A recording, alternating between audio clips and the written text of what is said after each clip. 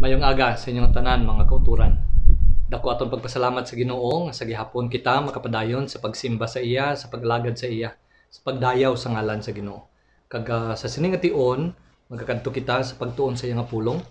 Ang iya nga pulong indi gid pwede nga mahigtan ini kag matago ini maski sa tunga sang sining nga pandemic. Ang pulong sa Ginoo amo ining nagapabakod sa aton. Ang pulong sa Ginoo amo ning ginhatag niya sa aton nga mabatian ta ang tingog sa Ginoo sa panghangkat sa aton sa tagsa-tagsa kag sa pagsunod man naton dira sa Ginoo. Kagabay pa sa pagtuon naton sa iyang pulong sa sining aga, ang Ginoo magapakamaayo sa tagsa-tagsa sa aton. Pagabasahon ko ang aton nga passage sa sining aga. Ari na kita sa verse 4 sa Psalm 23 nga naghambal diri ang pulong sa Ginoo. Yea, though I walk through the valley of the shadow of death, I will fear no evil, for thou art with me. Thy rod and thy staff, they comfort me. Magapangamuyo kita. Ginoo, salamat gid sang kagayunan na kami makatuon sa imong pulong. Hangkata kami liwat Ginoo sa sining nga aga.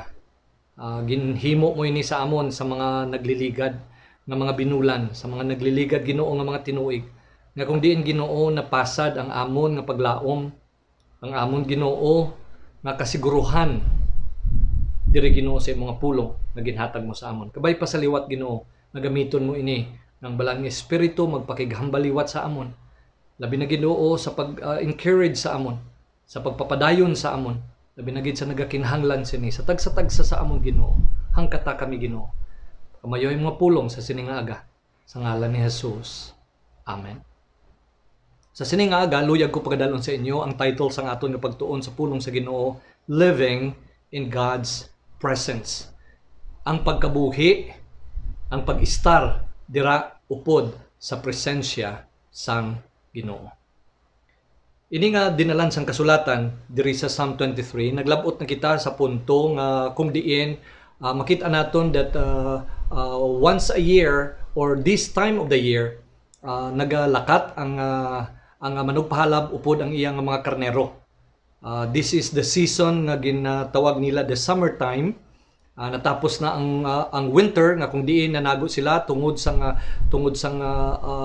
katugnaw sang panahon. Ayhan may mga snow nga kung diin ginadala na ini ang mga karnero sa ilang turel.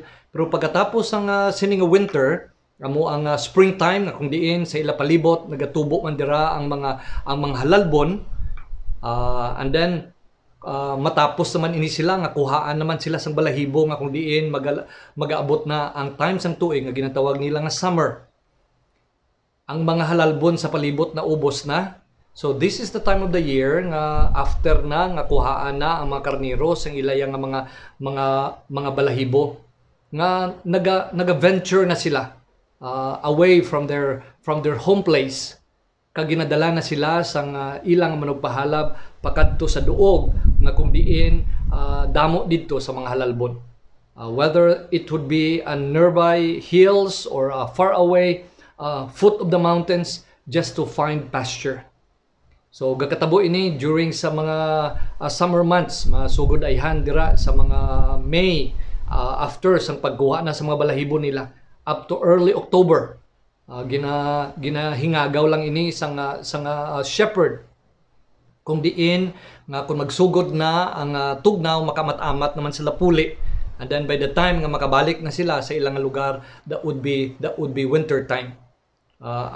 Tungod sang sini nilang seasons of the year, amo man isa sang mga arguments nga way kita nagapati nga si Jesus natawo sa tion sang December. Kaysa tion sang December, ginapunpon na ini ang mga karnero, ginadalan ni sila sa ilang mga turil, way na ni sila ginapabayan dira sa latagon. Pero pagkatao ni Jesus, ang aton gid nakitaan sa pulong sa Ginoo nga kung diin ang mga shepherds at night time upod sang ilayang mga karnero. Amo ni ang time nga kung diin ginalakat sila, way sila sa ilang mga turil, way sila dira sa ilang home place. Nagalakat sila kung diin nga mga lugar nga kung diin makapangita sila sang halalbon para sa ilang mga karnero. And this would take like 3-4 months na layo sila sa ilang duog nga kung diin magapangita sila sang halalbon. So amoy ni ang setting diri sa Psalm 23 verse 4. walking through the valley of the shadow of death, I fear no evil, for thou art with me. Thy rod and thy staff, they comfort me. Now every year, ang shepherd naga-prepare for this long journey. Ang iya nga makinanglanon para sa iya nga pagkaon, ang tanan nga makinahanglanon niya kay sometimes weeks or even months nga malayo siya sa ilang nga balay nga kung diin, and this journey nga mangin kaupod niya ang iya nga mga karnero. Sila lang gid day and night mangin kaupod gid sila. And I know there would be dangers, and I know that there would be lonesome nights and days nga upod lang gid sang shepherd ang iyang mga karnero, pero kinahanglan ini nga pagahimuon tungod kay as far as halalbon is concerned, as far as ang ilaya nga nutrition is concerned, hindi na masustain sang mga duta kag sang mga halalbon nga ara lang dira malapit sa ilaya nga sa ilang nga balay. And then they have to pass through this what we call valleys. Ma-venture ini sila kay mangita ni sila sa mga greener pastures. Ang example nga makita naton diri sa pulong sa Ginoo, ang istorya ni Joseph na kung diin ang iya nga mga utod malayo na, so amuto nga ginsugo siya sang iya nga amay nga dalan sila sang pagkaon. In other words, probably a day or more than a day nga travel para lang nga dalan niya tungod kay sila ya nagkadto sa mga duog kung diin maayo didto ya ang halalbon. And this is the time of the summer, or sa time man nga kung diin si Samuel nagkadto didto sa family ni David. Nagintipon sila nga pamilya kay maghatag sila sang sacrifice sa Ginoo. But it is also God's way of telling Samuel who will be the next king of Israel. So natapos na ginlantaw ni Samuel ang tanan nga mga kauturan ni David. And yet, waay pa dito si David. Kay gali ato siya sa malayo nga lugar nga kung diin ginupdan niya ang iya nga mga karnero. So this is the journey, especially on the summertime, nga kung diin ang shepherd iya nga ipagawa ayhan sa malayo nga lugar sinimana o kung binulan nga kung diin mangin kaupod sila para sila makapangita sang ilaya nga pagkaon. Now ang pulong sa Ginoo naghambal diri sa aton that walking through the valley of the shadow of death. Now ginatawag ni siya nga valley of death tungod kay valley of the shadow of death tungod kay ekspresyon ini nga makitaan para sa sini nga mga shepherd nga in between sang sini nga mga bakulod, mga hills o kun sa mga bukid, may ara gid sila nga maagi sila.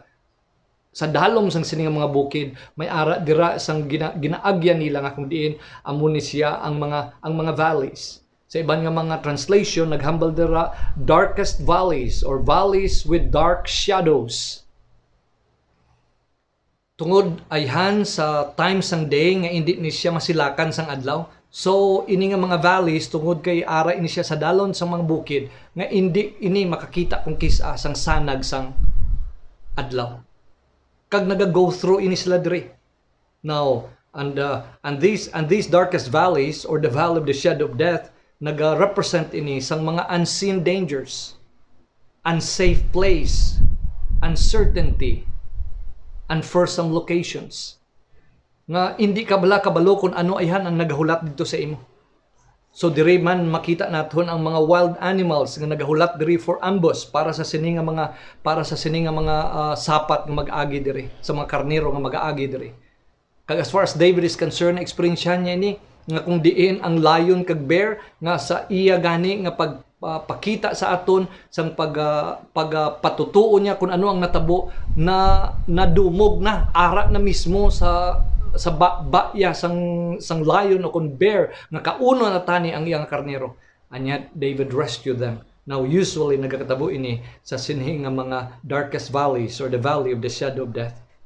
Sa siniman ang iniman nga mga dalonon, sometimes it is slippery and narrow.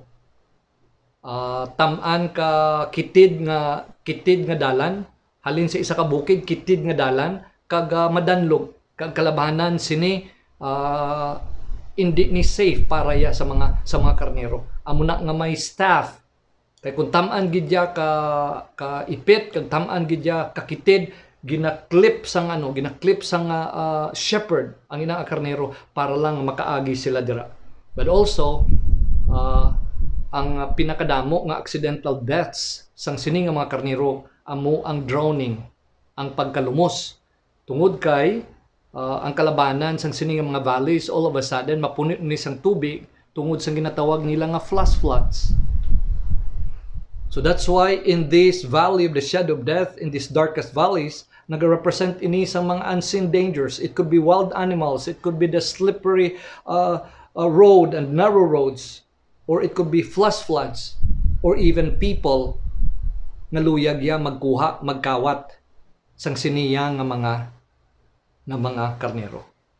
So kung naton blalantawon diri, spiritually speaking, makita naton diri nga ini nga journey, bahin ini. Labi na gid kung nagakadto sila halin sa isa kaduog pakadto sa isa, this is part of their journey and they have to walk through these valleys. Now spiritually speaking, kung aton inilantawon sa aton kabuhi as far as David also is concerned, hindi lang sa tanan nga tion nga mahambal kita wa isang problema, wa isang mga trials, wa isang mga troubles nga naglabot sa aton, may mga tiniun gid nga we have to go through it. Pero ang una gid nga akon nga pagadalon sa inyo sa sini nga pag walking through the valleys. First of all, I want to bring to you sang sini nga panguna-una, tatlo ka panguna-una ang dalon ko sa inyo. Ang una nga panguna-una diri amo nga the temporal nature of the walking through the valley. The temporal nature of this walking through. Na kung natong lalantawon sa example ini, paanggid ini nga ginpalantaw sa aton ni Haring David. Ang isa ka shepherd halin sa isa ka bukid pakadto sa ayahan sa isa ka bukid ukod sa mga bungyod ukod sa mga bakulod, they just pass through the valley. I mean, nobody intends to stay in the valley, to dwell in the valley. Ini nga mga valley siya alagyan lang ini kay hindi ka makakadto sa isa ka duog kung hindi ka diri mag-agi. So una sa tanan luyag ko pagalantawon diri the temporary nature of this walking through. We don't stay in the valley. And as far as the shepherd is concerned, even though nga tam-an ini kadelikado, and yet the valleys sometimes would even take some of the lives sang sini nga mga karnero. Pero as far as the shepherd is concerned, with his skillful guidance sang iya nga mga karnero, gina-situate niya gid na nobody would get hurt and nobody will get killed as we go through the valley. That's why ang King James naghambal diri shadow. Shadow. The valley of the shadow of death. Na kung imo lang tawon, nobody could be hurt by the shadow. And yet, kung ara ina siya, daong balatsagon mo nga dumapatay ka na gid. But it is just a shadow.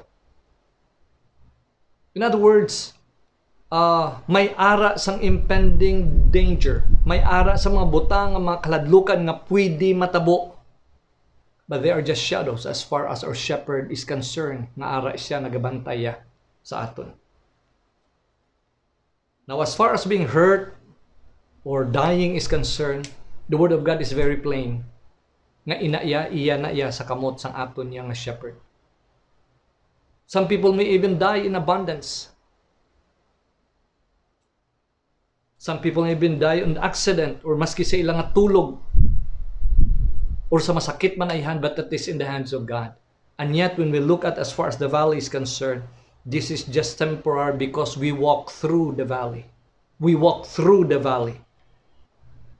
Wa kita yan nagatiner dira. Alagyan lang gid ina siya. Now, nakabalugid kita nga ang danger real dira. As far as flash floods, as far as the slippery roads and narrow roads or wild animals, and yet we have the Yahweh as our shepherd, na siya amoy ang gabantay sa aton. Ginpaagi niya kita diri, pero ipaagi niya lang kita, hindi niya kita diri ipatiner, hindi niya kita diri pabayaan nga kung diin, diri kita yung mastak sa aton mga valleys. Kag sa sining aga, I believe that as we go through, as we walk through this pandemic, God does not want us to stay here the rest of our lives. We have just to walk through this. Kag maski anuman nga mga problema nga magabot sa imo kag sa akon, God would just see to it that we just walk through it.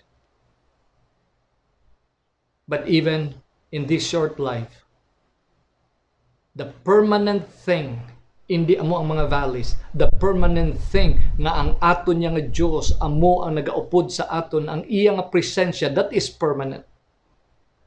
Surely goodness and mercy shall follow me all the days of my life. That is permanent.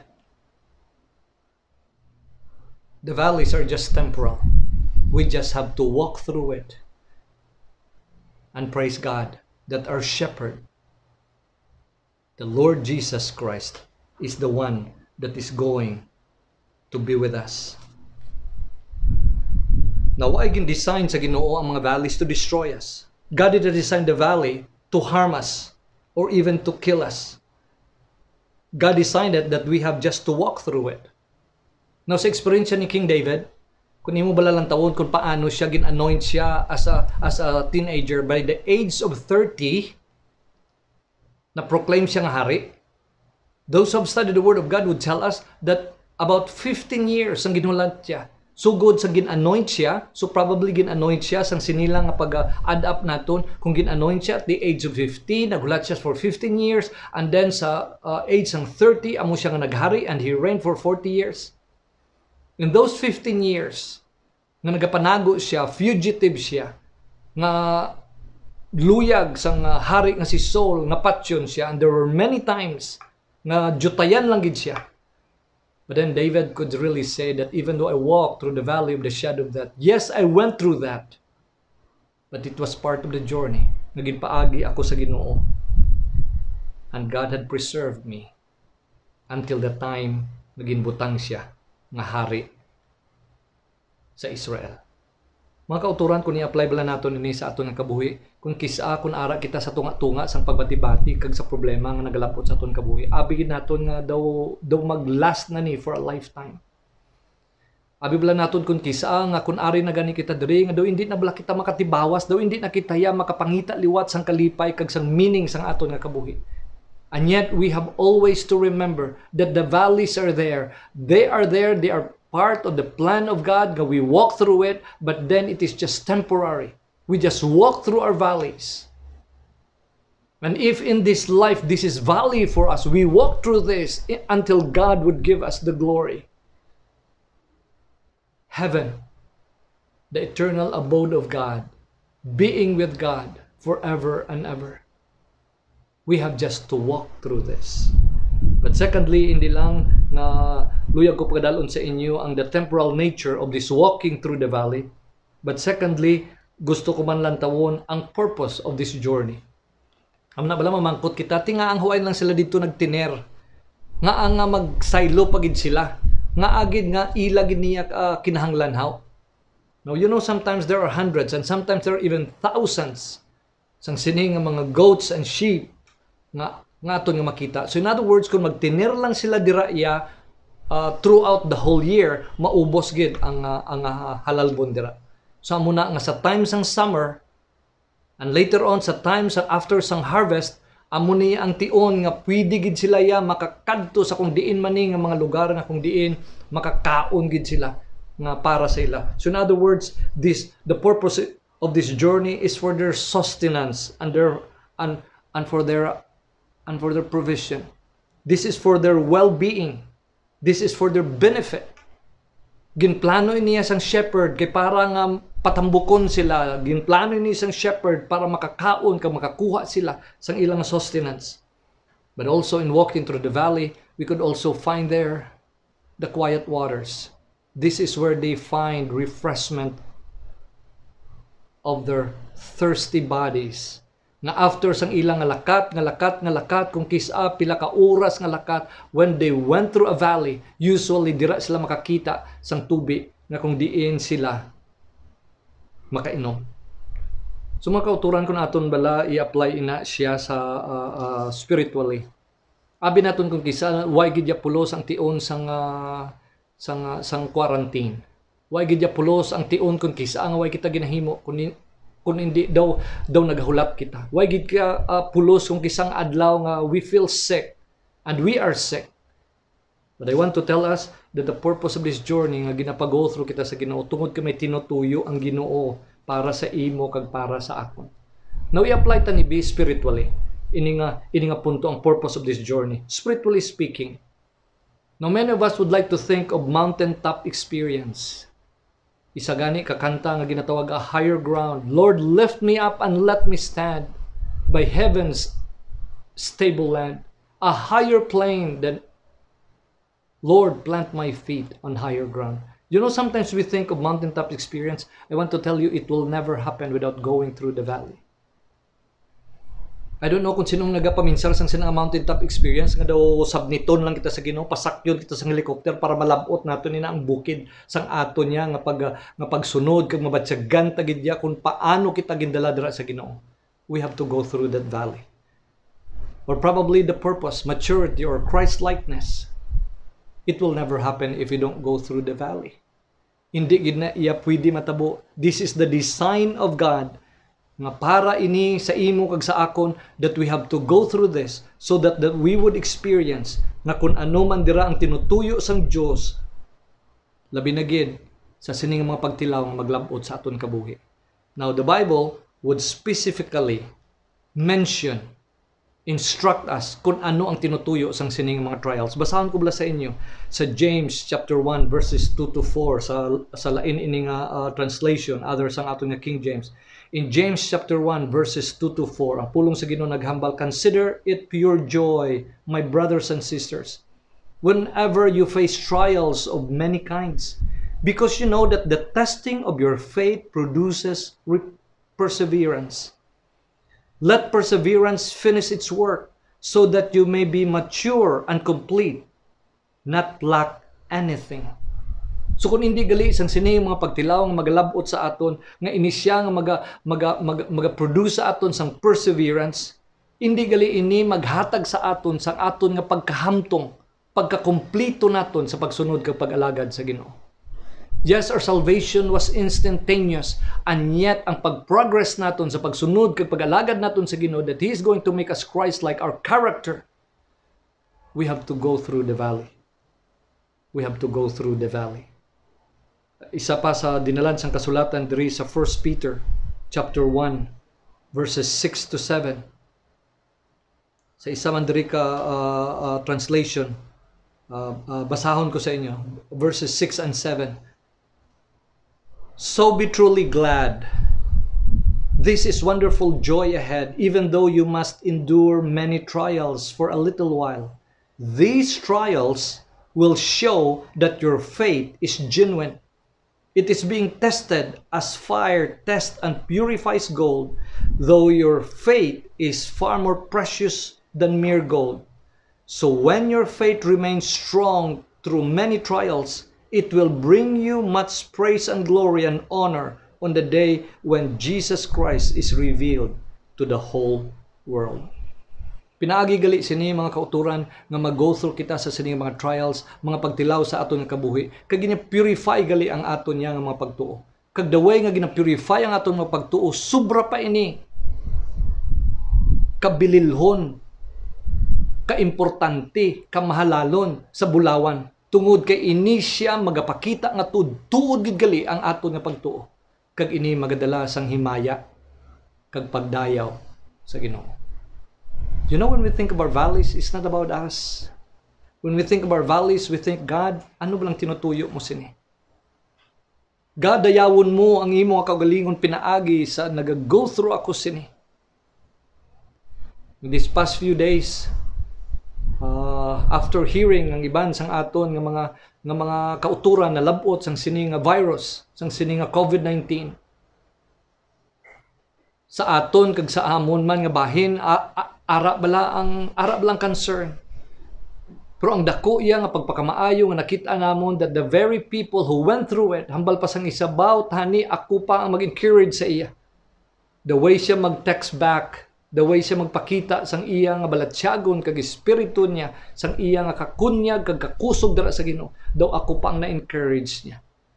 These people have seen that the trials of their faith, God is being glorified, and God is going to use this for God's honor and glory. So we are not going to forsake our valleys. We are going to look at the purpose nga ginbutang ina, why ginalaw ina sa Ginoo. In His master plan, our wise God, our good God, our loving God, our merciful God, and gracious God I think that's the lie of the devil. Now, once mag-go through kita gani, dira daw butangan din isang question mark ang goodness sa Ginoo. Ginoo kun maayo ka nga nga natabo ini. Ginoo kun maayo ikaw nga ini naglabot sa akon. Makauturan sa sining aga, I want us to be reassured again of what God is trying to tell us here. We have to walk through these valleys, these darkest valleys, the valley of the shadow of death. This will never hurt us. This is not the plan of God in the first place. We have just to walk through it. This is just temporary of walking through. But also in walking through, we also realize that God is going to be glorified. But thirdly, sa ato nga pagtuon sa siningaga, hindi lang ginlantaw nato nang gin-share ko diri sa inyo that the temporal nature sang sining pag-walk through naton, but also the purpose and the purposes of this journey. But also, thirdly, I want to share to you the privilege of living in God's presence. Kung lantaw nyo bala ini nga psalm, daw makita naton dire nga ang isa ka karnero gina-describe niya, the Lord is my shepherd. So kung may nagapamati ng mga tao, makita nila that the sheep is describing kung sino ini ang iyang manugpahalap. And yet paglabot na naton on verse 4, this is not now the third person. He is my shepherd. He is my shepherd. He is a good one. He provides. But then all of a sudden, nahimo na siya yang second person. Waay na nag-address ang ini nga naghambal sa aton sa iban nga mga tao kung ano ini ang shepherd. Kung hindi makita naton diri that all of a sudden, he already is focusing his eyes now kag naghambal na siya sa iyang shepherd. As I have mentioned earlier, this would be the months, this would be the times, this would be the weeks that nobody's there except the shepherd kag ang iyang mga karnero. Day in and day out, night and day, upod na sila diri. So all of a sudden, we realize here the closeness, the nearness with the shepherd. Nobody's there. At this point of time, since nga sagwa na sila sa ilang comfort zone, even though there are greener pastures already, even though nga mag-enjoy na ni sila diri, nga makadto sila sa isa ka lugar kung diin mahatagan gid sila sang maayo nga sustenance, magtalambok ini sila diri, mag-ayo diri ang ilang lawas. But also the shepherd realized that this is sometimes uncharted territory para ya sa mga karnero. Pero para ya sa shepherd, hindi niya dalon ang iya nga karnero nga kung diin waay siya nakakadto didto. That's why the verse is very comforting. Even though I walk in the valley of the shadow of death, I fear no evil, for thou art with me. Lord, hindi ako mahadlok kay ikaw upod sa akon. Yes, in the many months to follow, everything nga kinahanglanon sang karnero, ara ya dayon ang malapit niya na shepherd na nagaupod sa iya. Now sa kabuhi ni King David, makita naton nga sa iyang eksperyensya sa sinibala ini bala nga ginatawag naton nga 15 years bala nga hulat niya. Sa sini niya nga eksperyensya, primero gin-anoint siya. And then later on makita naton nga ginkuha siya nga isa ka musician dito sa palace. And later on nahimo siya nga hero tungod kay napatay niya si Goliath, siya ang nag-deliver sa mga tao sa Ginoo. And later on naglabot pagay gani ang punto nga nangin son-in-law pagid siya sang hari. A very privileged young man. And yet why siya nakabalo that in the next many years ang iyang kabuhi, before he would sit as a king, he would be fugitive. Now, saan nagapalagyo siya? Kay gusto gid siya patyo ni King Saul. Saan nagapalagyo siya? May mga tao nga nangin loyal sa iya, nga nagupod sa iya. Kag ini nga mga tao amo ni sila ang ilang nga pangabuhi. Kag ang ilang nga trabaho, kag ang tanan nila nga ginahimo, ilang nga parang i-support si David. I believe nga ilang nga nakita that one day David will become a king. And yet in 1 Samuel chapter 30, may isa kita diri ka istorya nga kung diin nga while sila ni David malayo sila sa ila pamilya, ang ginaistaran sang ilang nga pamilya na run over gali sa ilaya nga mga kaaway. Their dwelling places had been run over by the Amalekites. So muna nga sang may ara tani isang gira nga opdan tani nila, pero sang gipapuli sila, pag abot nila naabtan nila ang ilang nga ginistaran. Nasunog na, waay na. Ang ilang nga mga kabataan gindala, ang ilang nga mga asawa gindalaman.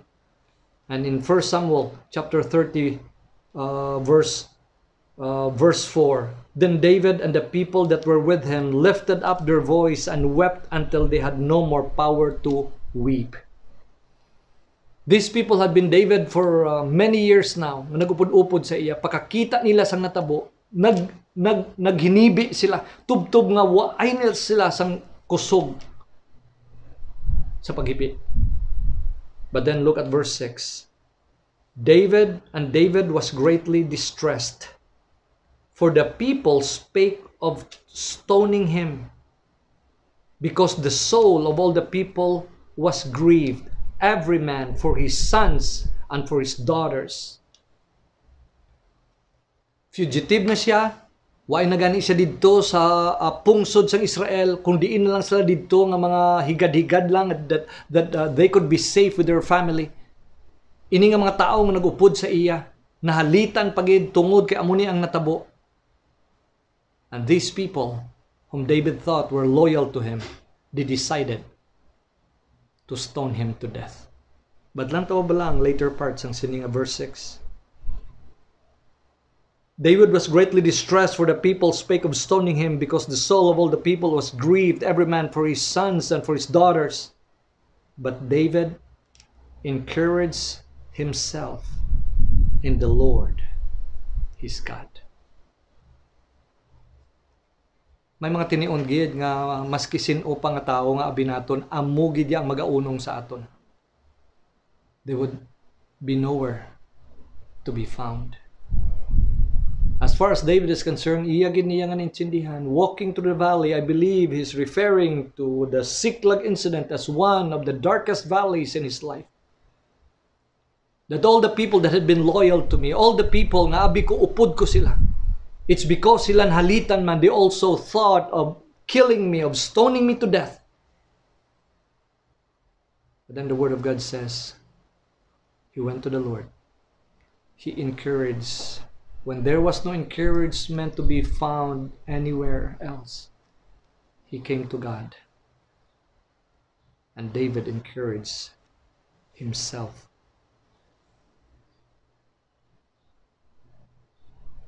In the Lord is God. Mga kauturan, sa sinibalang eksperyensya, diri lang naton niya malabot ang pagkalapit sa Ginoo sa aton kabuhi. Sa tiyon balang away ka nalisuan, kung hindi magtangla na lang gid sa Ginoo. Aton nga mga sapwan, that God designed this valley in the first place so that He could spend time with us. And we will know, and we would experience His nearness in our lives. I fear no evil, for Thou art with me. Ginoo, ikaw amo ang nangin kaupod ko, kag indi ako lamunon sang kulba kag sang kahadlok, kay ikaw Ginoo kaupod ko. But not only that the privilege of dwelling in God's presence, that we experience His nearness, His closeness, but also there is safety with our shepherd. There is safety. Now, as far as David is concerned as a shepherd, I know hindi man niya makahambal yung mga karniro sa kay David, but as far as David is concerned, nga maski layon gani kag bear nga amo ang nag-atake, amo ang maghalit, si David aragid. So when David would like to think nga ang Diyos na gidya ang akon nga manugpahalab, ang akon nga shepherd, ang akon nga pastor, ang akon niya nga manugbantay. If I am willing to put my life at risk para sa akon niya mga karniro, how much more ang akon niya nga shepherd Yahweh, nga siya amo ang gamhanan, He has the control of everything. My safety is with Him. ang mga instruments nga makita naton diri sang gitawag niya nga ang rod kag staff. Ini ang rod ini daw lipak ini siya, daw kahoy ini siya. Na ang punta sini matalom. Ginagamit ni kung kisa ako nagapasaway nga tuslokon. Pero amo man ni ang ginagamit kung kisa nga sa sagad nga mag-uyat sini nga amoy ni siya ang pwede gamiton ang iya nga talom ihaboy sang mga sapat ayhan nga mag-atake sa mga karnero. So when he look at the rod that would hurt me kung ako yan nagapalayo sa Ginoo to get my attention, but also that is the rod that is going to protect me from the animals that would attack me. But also the staff amo ni ang kawit. Lain naman ni siya nga ginauyatan sa nga kawit ini siya nga amo ni siyang ginagamit nga kung maglakat sila nga daw kalang-alang gid nga ginakawitan sang shepherd para nga hindi iya madagdag, para hindi iya magpalayo. Ginakawitan niya lang. Now, may mga tion nga magatabok ini sila sa mga suba. So, amo man ginagamit niya, ginakawitan niya para hindi iya madala sa ilig sang tubig. So, when David would think of this, thy rod and thy staff, o Ginoo, amo ni siyang naga-comfort niya sa akon. Basahan ko bala sa inyo diri sa John chapter 10, talking about the Lord Jesus Christ as our shepherd. In John chapter 10, amo ni ang ginahambal sa pulong sa Ginoo on verse 27. My sheep hear my voice, and I know them, and they follow me. And I give unto them eternal life, and they shall never perish, neither shall any man pluck them out, or snatch them out of my hand. My Father which gave them me is greater than all, and no man is able to pluck them out or snatch them out of my Father's hand. So mga kauturan sa sini nga pandemic, kag sa aton man nga kabuhi, God would never allow that we would perish. God would never allow that we are going to be snatched out halin sa kamot sa Ginoo. This is our assurance today, tomorrow, and forever. So when we think of this COVID-19 pandemic, or probably any valleys nga aton niya nga ginasugata subong o kung nasugata sa aton nga kabuhi, please don't waste these valleys. These are the time nga aton gidya mabatyagan. Amo gini ang tion nga aton gidya ma-experiensyahan ang pagkalapit gidya sa Ginoo. I know that we're praying for you. I know that ginalabot namon kamo sa pag-encourage sa kung anuman nga bahin. Pero ang labaw kag sobra pa sa mahimo sang inyo nga pastor kag sang mga workers kag sang mga kauturan nga nag-encourage sa inyo. Kung ara ikaw dira subong sa valleys. God's presence, the nearness of God, the closeness of God. I fear no evil, for thou art with me. But also our safety is in Him. I don't know kung sa sining aga may mga pagduwa-duwa kita nga mahambal kita about tani inaya tuod-tuod lang gidya sa akon. Mga abyan kung sa sining aga hindi mo pa kilala si Jesus Christ nga imo nga manluluwas. Hindi ka pa makahambal nga siya ang shepherd mo. Way kasang paglaom nga kasubong sini. Kinahanglan nga mangin obeha, mangin karnero ikaw sang Ginoo. Matabo lang ini kung hinulsulan mong imo nga sala kag batunon mo si Jesus nga imo nga manluluwas. Kagabay pa nga kung ibutang mo ang imo nga bug-os nga pagsalig sa kay Jesus nga amo ang nagbayad sang aton nga sala didto sa cross, makaestablisar ikaw sang sining relasyon sa iya. Batunon mo ang kunon mo si Jesus. Kag sa tanan sa aton nga nakaangkon sa Ginoo sa siniayhan nga aga. Ayhan ang aton mga kakulba tungod kay nagatulok kita sa kalibutan nga daw malaglag ini nga kalibutan. Nagatulog kita sa kalibutan sa tanan nga iyaya nga mga problema sa mga makaladlukan nga mga eksperyensya kag masakit nga nag-go through sa sini. Our shepherd is going to assure us that in these valleys He is there.